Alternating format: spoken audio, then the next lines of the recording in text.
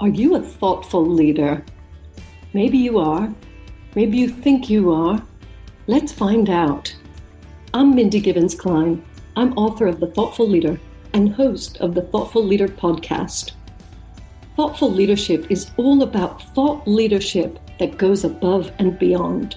Thought leadership that is truly new and original, exciting, disruptive, maybe even groundbreaking.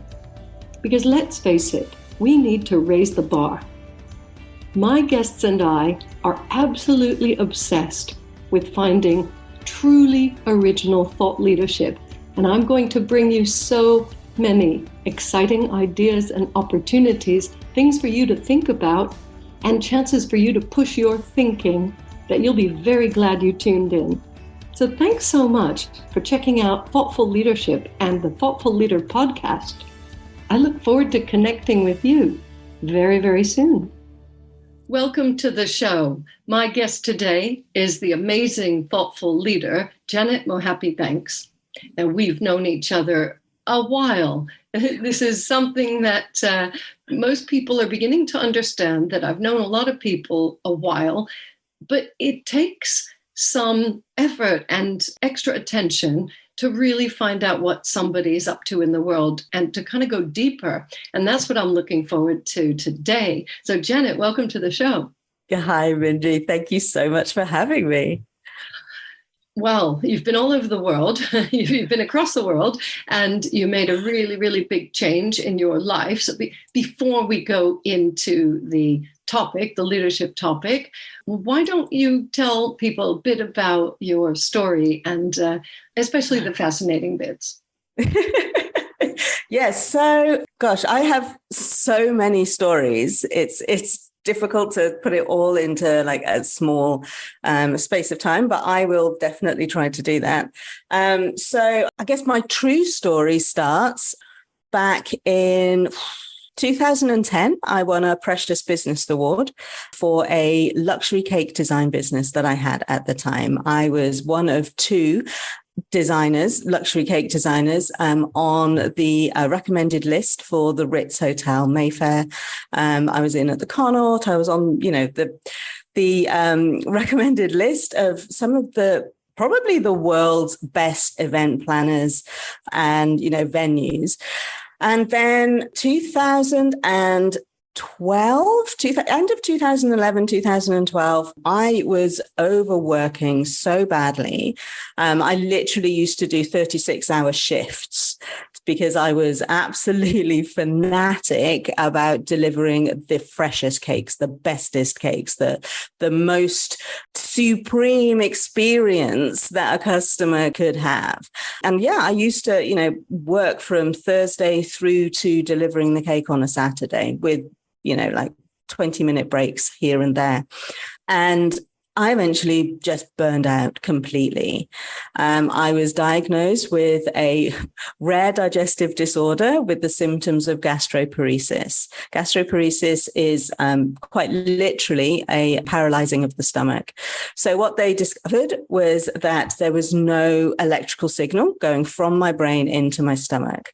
And so any food, drink, anything that I had was like being received by my stomach, having no instruction of what to do with that, and then just ejecting it out again. So I spent 5 years, vomiting multiple times a day, every single day. Like I say, for 5 years, I was bedridden. I had the prognosis of a slow death by starvation, and I didn't expect to be here for my son's 10th birthday. I'm super happy to say that he is now 16. I am still here, but in a completely transformed way. When I got well back in 2016, I knew that I wanted to help people to achieve the levels of success that I had achieved in my business, but without the life-threatening way of doing it, So that's how come I started being a coach and a consultant. And it's actually that journey also that has led me to Vancouver, Canada, where we currently live. When I got well, healed by a chiropractor of all things, who would have thunk it? I sat down with my child and said, okay, what do we want to experience from life? What do we want life to feel like? What do we want life to be like? And we sort of created this little checklist, and Vancouver literally ticked every single box. I wanted to learn properly how to do big business, how to properly do business in a way that doesn't kill you. And so, that's why I'm doing an MBA. I'm going to be finishing very soon. I'm probably already finished by the time this airs, but I'm finishing with distinction, which is, awesome. As a single parent of 2 autistic children, I'm just, blown away by myself, actually. I'm very, very proud of that achievement.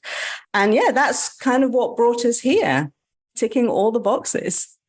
Oh, gosh. I knew some of that story. And what I like about these episodes is, as I said, it's a chance to kind of dive into the detail. But what you said, the most interesting thing that I heard was when you sat down with your kids and said, what do we want life to be like? How should we, I'll put words into your mouth, design our life? And a lot of people don't think they have control over their lives, or they don't think that they can make big changes. Sometimes life forces you to make big changes, and you had some incredibly challenging things happen to you. But then when it was, I don't know, a blank canvas, you designed the life the way you want it. I love that. Thank you for sharing that. Yeah, we definitely did. I think that's something that people really do need to appreciate, the fact that we do have control of everything. We get to make all of the decisions. Every single step of the way, even when it doesn't feel like we're making decisions. Like, it wasn't a decision of mine to become bedridden with a prognosis of a slow death by starvation. That wasn't a decision that I made. However, like, the thing that kind of brought me out of it was the full acceptance that this is it. This is where I die. And I made peace with that. And it was only when I made peace with that the chiropractor that saved my life came into view. We get into a lot of business topics here, but also health and wellness and personal development. And this story has a bit of everything, because you needed to go through that in order to be well enough to do the next thing. And thank God you had that insight to accept. I don't think a lot of people would be willing or able to do that. So that leads me to a question about big business. You qualified it. So you would like to understand how to run a business and how to help other people run a business without burning out. Is that a fair assessment? Kind of. I mean, like, the cake business was my second proper business. And so, but I felt like even coming into my coaching business, I felt that there were certain gaps in my understanding of business. And so I went into the MBA wanting to fill those gaps. Yeah, I think that's the fairest thing to say. Because I'd always run businesses, but I'd always run them sort of in a very ad hoc way, and like a lot of solo entrepreneurs run it in exactly the same way. There's a fantastic book, E-Myth, that, talks about, the psychosis of entrepreneurship or something like that, where you just like find yourself being an entrepreneur, but you don't really understand the processes of it fully. And so one of the things that I came to the MBA to discover was all of the processes. So then I could take that knowledge and help other people, because, MBAs are not cheap at all. MBAs are a lot of work, like the amount of reading that you have to do. And one of my skills is condensing all of that into a very easy to understand delivery. And so, being able to do that for the clients that I now serve is wonderful as well. Yep. My MBA was 30 years ago. I'm dating myself now, but I do remember how much work involved, and I had to drop a whole bunch of other things because I was traveling for business, and I pictured I'll just take my textbooks and they're heavy, and I couldn't do it all. So I ended up taking 3 semesters off in a row, one at a time. I kept thinking, I'll go back next term. Oh, maybe the term after that. And I ended up taking a year and a half out of it. So which dragged the whole thing on for about 3.5 years, 4 years. It was worth it though, because I was working at the same time. When I started my business, so I started it, I didn't know what I was doing. I ended up working another 15 years, restarted the business, almost identical. And I still forgot to rely on the skills and all the methodologies and everything I'd learned doing the MBA. So I wouldn't say it's a guarantee that people are going to utilize what they've learned. So, which is why I think, having a coach and or mentor is a great thing to do, because you're not going to get out those textbooks every day. Am I right? No, absolutely. Yeah. And like, especially the way that I work with my clients, it's very client led. So when they tell me what it is that they need, I can go, oh, okay, I know that. I can deliver that to you. I know this. Do you know what I mean? So it's, it's a partnership. I work in partnership with my clients. So, Well, we were talking just before we turned on the recording, and you said something very interesting about leaders versus bosses. Now, I haven't heard the word boss for a long time, but if you've been brought up in that corporate environment, or any employed role, I suppose, and you've had a boss, you may find it difficult to be a leader and feel like you have the autonomy. When you still have a boss breathing down your neck, or maybe that was just my experience. So tell everybody, in fact, instead of me kind of running around the topic, what did you mean by the difference between leaders and bosses? Well, this is the thing. So there are an awful lot of leaders that are actually bosses. Yeah. So they call themselves a leader, but they lead by cracking the whip. They lead by telling people exactly what they're supposed to be doing and by when and where they're supposed to be doing it. That's like the latest thing, isn't it? Now we've had all this freedom that COVID gave us. People are now saying, actually, no, we don't want you to be that free anymore. We want you back in the office. We want to breathe down your neck, as you were saying. We want to dictate exactly how your time is spent. And we want to make sure that you are utilizing every second of the day in our favor, not yours. There are still leaders in the world like that. And so the difference between, especially the way I lead teams and the way that the people that I work with lead teams, is that we very much lead from behind. So we are like the bottom of the pyramid, if you like. We are the ones that lift everybody else up so they can shine. And it's the difference between leading with your own ego and leading from the collective good. Yeah, what is best for the group as opposed to what is best for me? And that for a lot of leaders is a tricky paradigm to shift, because they haven't experienced that as they've gone up through the ranks. Well, that's what I was saying, that they or we have been conditioned. And if somebody has been working in that kind of culture, that's all they know. And they might just carry on behaving like that. So it's nobody's fault, really. Things really have changed, though. And I'm going to pick up on what you said about where people should be and what they should be doing, and that, let's call it micromanaging. I know I don't like it. I don't think there's anybody who likes to be micromanaged. I could be wrong. So why would leaders or bosses do that to people if they wouldn't like it? Do unto others and all of that. Are there any other reasons why some people act like that? Yeah, absolutely. It's generally down to fear. It's down to fear of them not looking good in the eyes of their leaders, in the eyes of their boss. So, and it's a control thing. Micromanagement is all about control, and control is all about fear.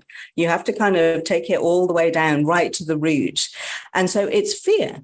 Like, if you're not doing what I think you should be doing, then I'm going to look bad, and I don't want to look bad. I don't want to be embarrassed by your lack of achievement.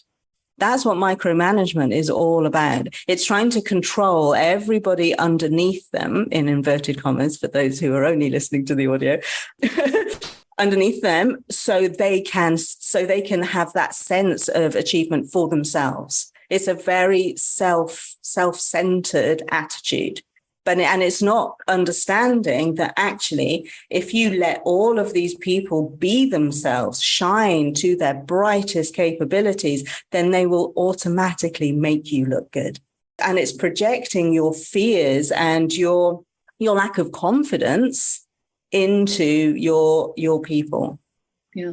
I've seen it in action. I've definitely witnessed it. I've been a victim of it. And, none of this is any recent experience because I've run my own business, thank goodness, for 20 years already. But I do get how when somebody is fearful in any area of their life, they react. It's like the primitive, the lizard brain, so fear and response. And, so I get it. What would your insights be? I don't know, this is a big question, Janet. How would you advise leaders to not be fearful? Oh, you have to reconnect with all that you are. It's so interesting. So when you are stable, when you are secure in who you are, your capabilities, the light that you bring to the world, the achievements that you have achieved and can achieve and will achieve, then you stop projecting your fear onto other people. You stop projecting your, like I said before, your lack of confidence or your insecurities. Because often what happens is that we project our own insecurities and then they get shone back at us by our people, by the people that we work with, by the people that we meet in the street. And, like I say, by employees that are under you, in inverted commas. So every insecurity that we feel, we get shone back at us. And that makes us, if we're not fully understanding that, okay, so I'm seeing that because that's a part of me. Where am I experiencing this in my being? Where am I really, really not feeling expressed, not feeling confident, not feeling able, not feeling capable, not feeling worthy of having this position? Where am I experiencing all that in my life? And when leaders can acknowledge that, address that, and dissolve that, then they stop all of the controlling of other people because they understand, oh, actually, that's just a message. Your behavior is a message for me that I have something to work on here. And when people can do that, then they become, like fully conscious leaders who see everybody as no better or worse than them, that we're all here for a common purpose of lifting the world, lifting the business, lifting the people up. Well, you certainly understand the thoughtful leader, the thoughtful leader philosophy, the thoughtful leader willingness to become self-aware, to take a step back, to reflect. That's something that many people aren't willing to do. So they'll give you all the excuses. There's, a lot going on, especially post-pandemic. There's a lot of uncertainty, which is all true. And still, the business is running along and there might be people in your team running away. And you can continue to let that happen. But I think that our listeners and viewers are special people. You know this. And so that they're already conscious. They're already, I would say, very self-aware. So what would be your best advice to people who are already at this level, who really do care about, not projecting their fears and all that stuff? What advice would you have for them today? I think it's communication and relationship. Understand how your people need to hear from you. Understand the way that they prefer to receive criticism, but understand the way that they prefer to receive advice and compliments. And appreciation, because people need to feel valued. And unless you're talking in their language, they won't be able to do that. There'll be a disconnect because, what might be are good for me might not be good for you. For instance, there are lots of different love languages, even in the workplace. This is the post that I've made on LinkedIn, and it's understanding what those love languages are, understanding how people communicate. And I think that one of the advantages that my life has brought me is having two autistic teenagers, because autistic people, the way that their brains are wired means that they need individual decoding, if you like. The way that they decode communication is different to, other people, just generally to neurotypical people. And so when you understand that, then you can look at all the neurotypical people, again, in inverted commas, and see, oh, actually, you respond differently to this person as well. It's not just autistic people that respond differently to neurotypical people. It's everybody responds differently. Yeah. And so it's understanding on an individual level how the people need to receive, how people decode information. So some people like gifts, some people like a hug, some people like just words of encouragement. And it's understanding that. And then when you understand how to communicate with people, that's when you can really build relationships with people. And when you build relationships with people, that's where you get the two-way loyalty, because for an awful lot of businesses, we've discovered during COVID that employees don't feel valued. They don't feel as though their companies are as loyal to them as they are to them, as the employees are to the company, And so that has to be a two-way street. So yeah, language, communication, conscious communication and relationships, understanding that, I think, is one of the most crucial things that leaders can do right now. Understand the way that your team thinks, how they like to be appreciated, how they feel valued, because that's super important. Everybody needs that. Well, that's certainly true. And I really, really appreciate your bringing a very good book, The 5 Love Languages, into a business context, because I've read that book and I have done a lot on employee engagement, but never put those two things together. So thank you for that. And very, very clever. We're really coming to the end of our episode, sadly. Listeners, viewers, if you want to find out more, Janet's information is in the bio. It's in the show notes, and you can certainly listen to or watch this episode again. So we're not going anywhere. But is there one final message, one final piece of wisdom that you'd like to share with everybody, Janet? One final. I think reconnecting with yourself. So many people have become disconnected from who they are, what they want, what they like. That I think that will make you a better leader. That will make you a better entrepreneur. And it makes you more money as well, which is the crazy thing. When you have happy employees, the company always does better. And so, yeah, I think just reconnecting with all that you want and your vision of how your life can be, because that's what we did to bring us to Vancouver. We connected to the vision of what our life could be. And it works. It certainly is, and everything else just flows. Thank you again for spending time talking to me, sharing wisdom with everybody, and exploring some things that we often don't get to hear. And that's the nature of thoughtful leadership. So thanks again. Oh, thank you so much for having me. I hope you've enjoyed this episode of The Thoughtful Leader, and I hope it's inspired you to be more thoughtful as a leader in your business. Please consider subscribing and leaving a review. An important question for you. Do you want to create a culture of thought leadership in your organization? My best-selling book, The Thoughtful Leader, is available now on Amazon and many other sites in paperback, ebook, and audiobook formats. Please visit www.mindygk.com for more great content. That's www.mindygk.com. Speak to you again soon.